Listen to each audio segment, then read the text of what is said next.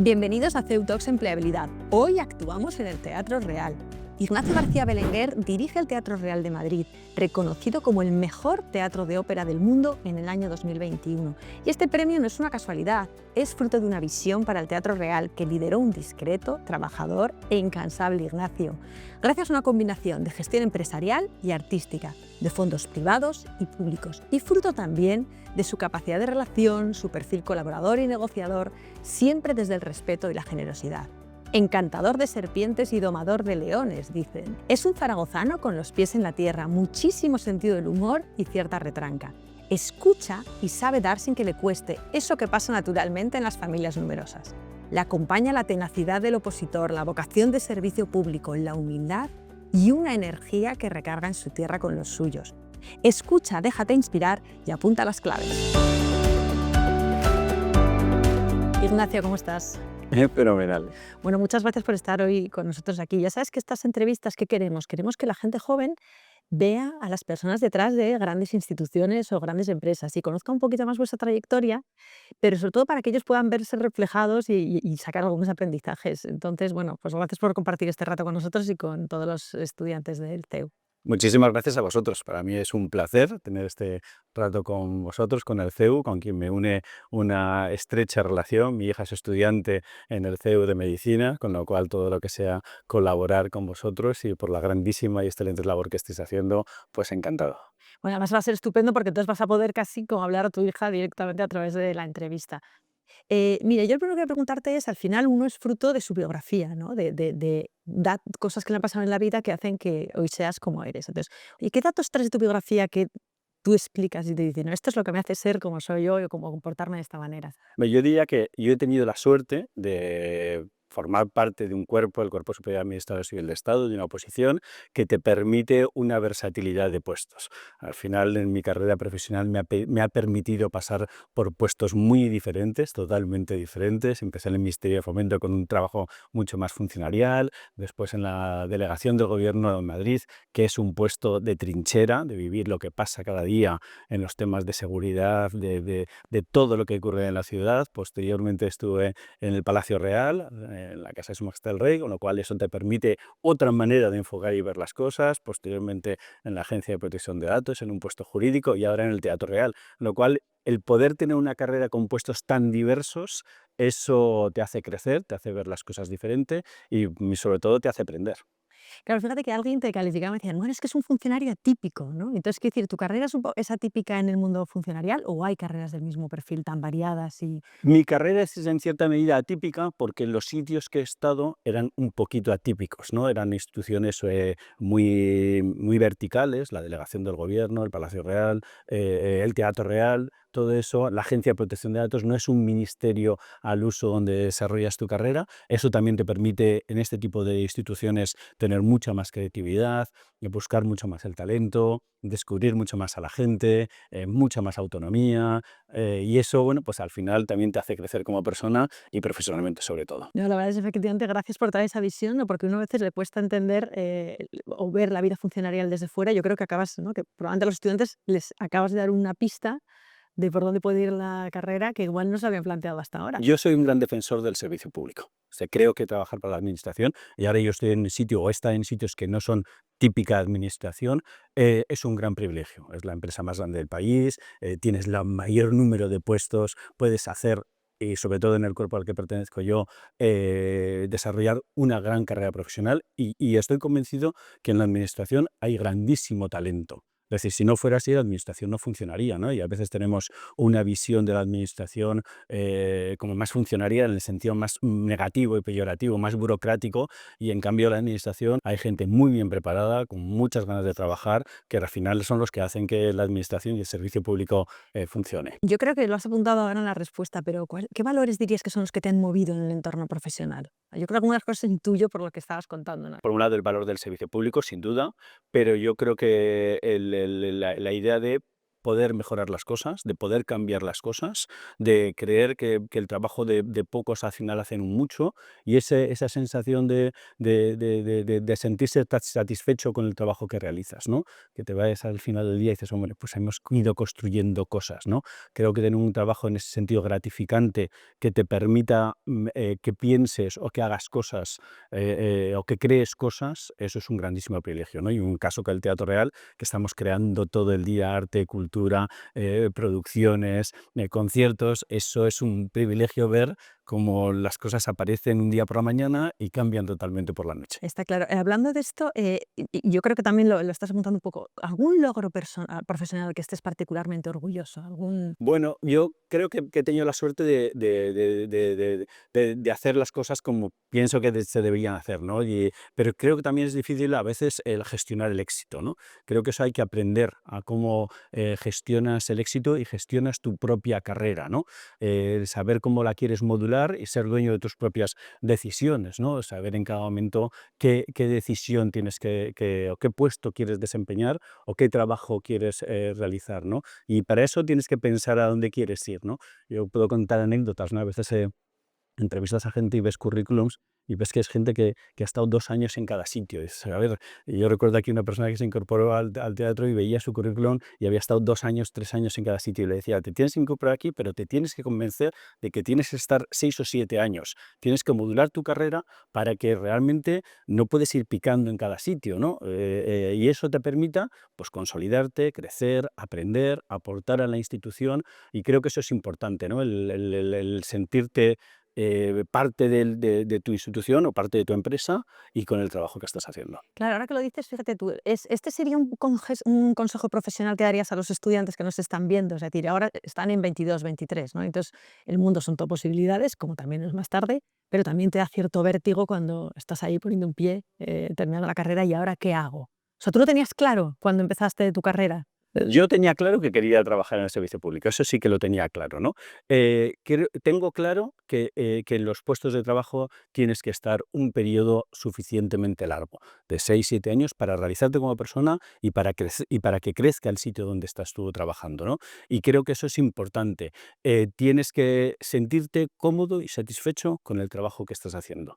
Yo tengo la suerte, o creo que tengo la suerte, que me ilusiono con mi trabajo, que disfruto con el trabajo. Y eso es importante, ¿no? Al final pasamos muchas horas en el puesto de trabajo y tienes que sentir esa, no digo felicidad, pero sí satisfacción del trabajo que estás haciendo. Yo diría a los jóvenes que tienen que buscar algo que les guste. Es verdad que tienen que ganarse la vida.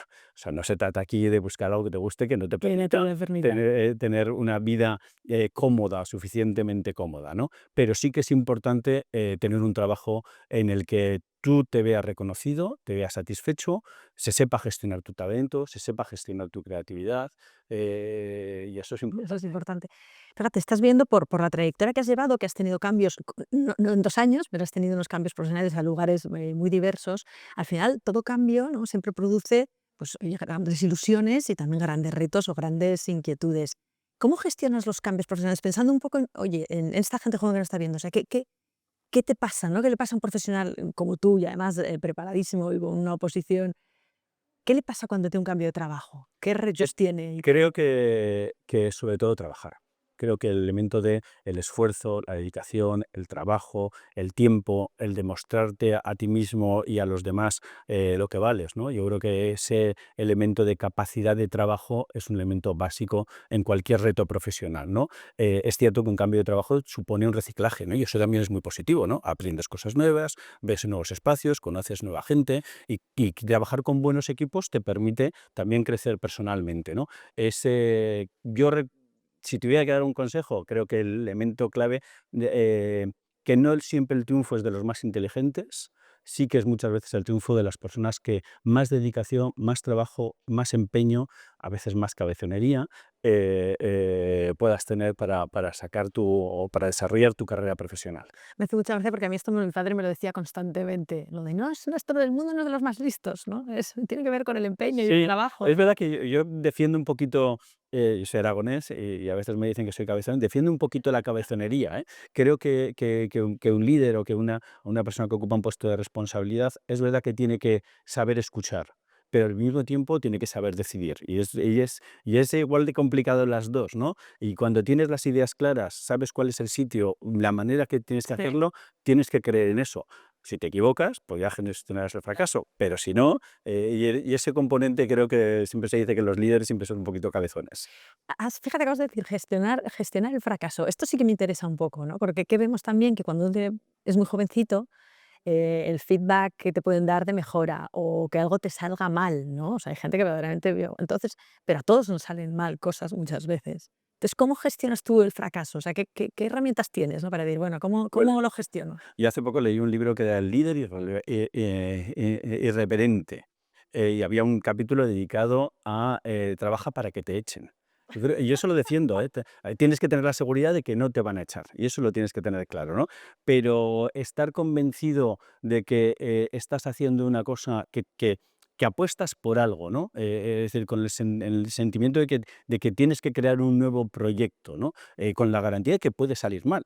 Pero si sale bien, ese es el grandísimo éxito, ¿no? Esa seguridad de trabajar en algún proyecto creativo. Yo recuerdo aquí hace unos años hicimos un proyecto que no voy a decir cuál fue, que íbamos a ser fuimos la primera institución cultural en desarrollarlo. Era un proyecto interesantísimo, relevante, y no salió lo todo bien que debía salir, ¿no? Y es que dices, ¿Qué bueno, pasa? es verdad que luego hemos dado conferencias contando el proyecto, pero desde el punto de vista interno del teatro no salió lo bien que debería haber salido, ¿no? Y en esas cosas, pues, al final, pues decir, mira, pues voy a...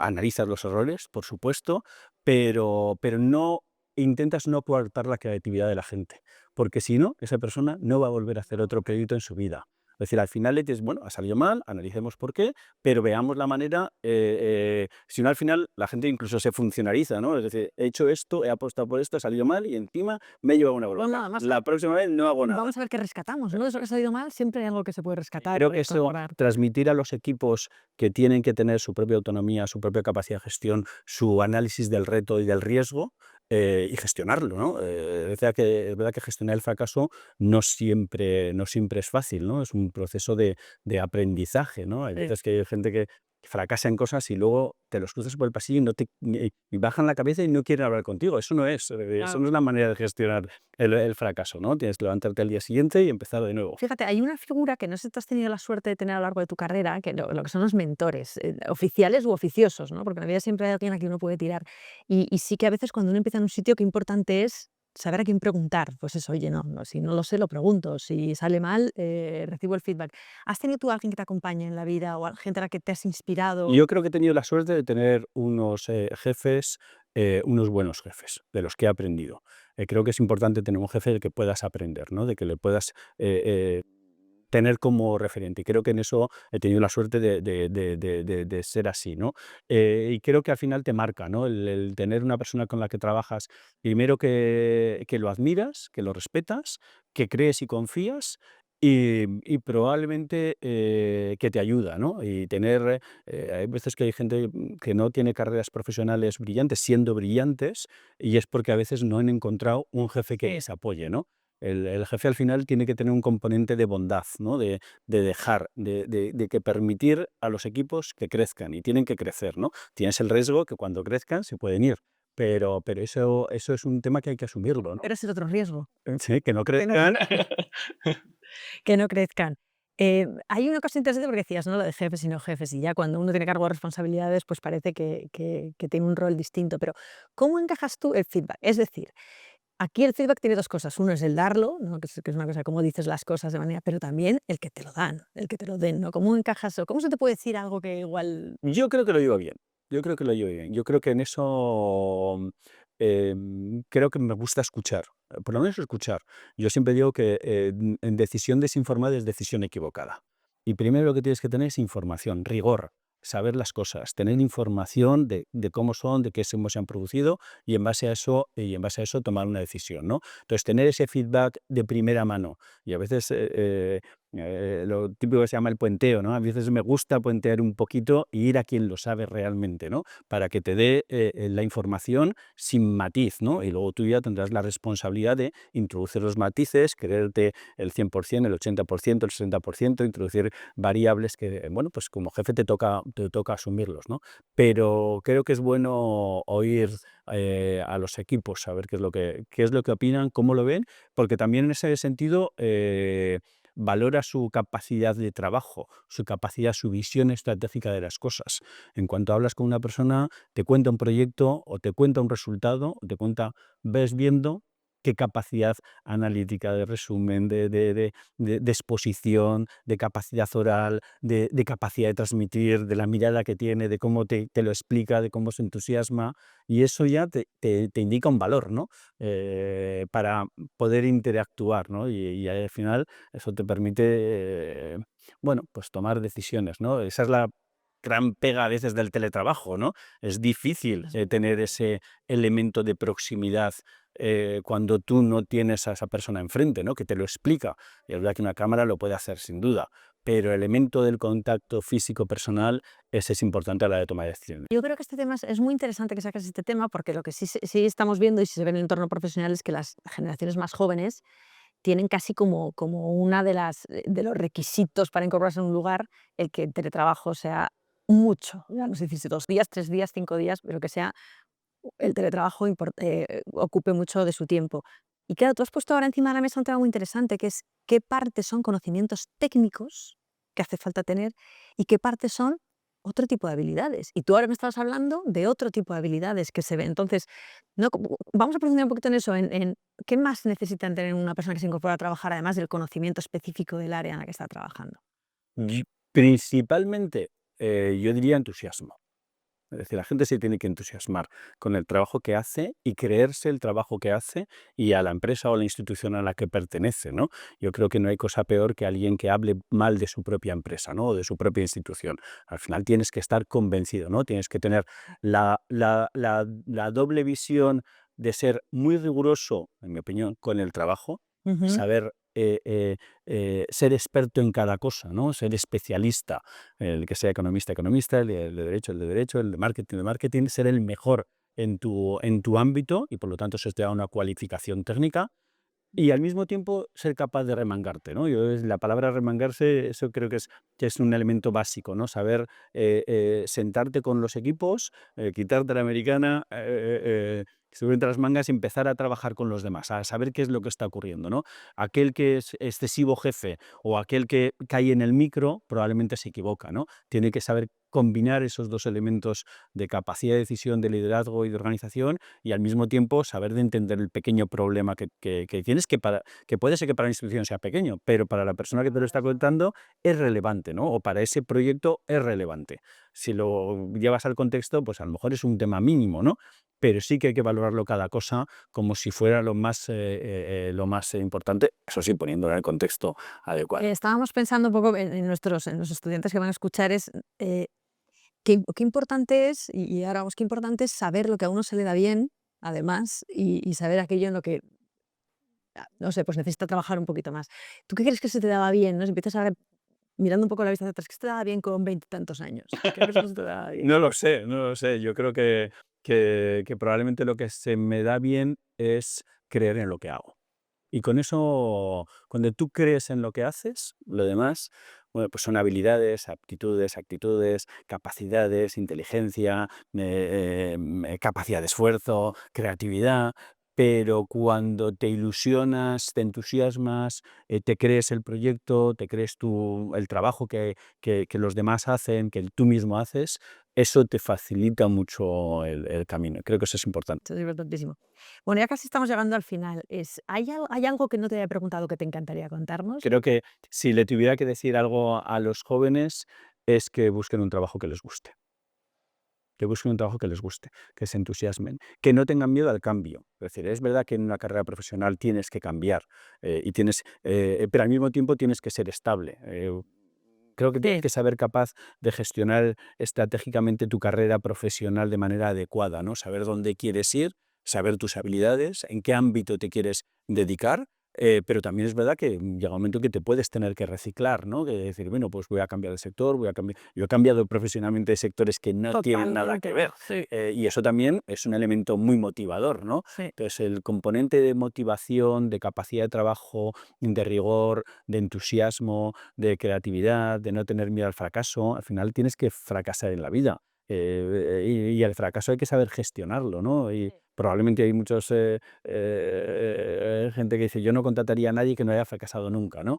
Bueno, pues porque esto es como a los niños, ¿no? Llega un momento que les tienes que decir, oye, equivócate y aprende, ¿no? Y en el trabajo tienes que saber equivocarte, aprender y gestionar el fracaso. Claro. Muy bien. Pues si repaso un poquito, la verdad es que has hablado de talento, has hablado de trabajo, has hablado de entusiasmo, de creer en lo que haces, hasta también de gestionar el éxito, de ilusión, ¿no? Pero yo creo que si no tener miedo al cambio, creer en lo que se hace, pero yo creo que si tuviese que quedarme con una idea que yo creo que me impresiona mucho es, ¿no?, lo cerca que vives o lo bien detectado que tienes el privilegio del servicio, que es algo que yo creo que caracteriza tu carrera.